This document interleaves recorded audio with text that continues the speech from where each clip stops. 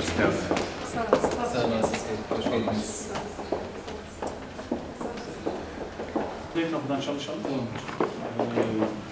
Başlarken kaydı hazırlayalım. Yaklaşık 6 ay önce yapmıştık son mütevelliye toplantısını. Hem de yeni dönemle ilgili olarak üniversitemizin yetkili organlarınca alınan kararlar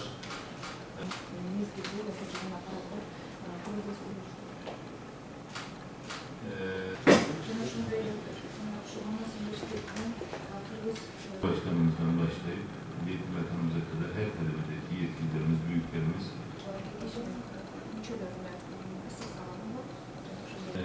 şunu da gördük, yakinen takip ediyor Cumhurbaşkanım da çok önemsiyor burayı.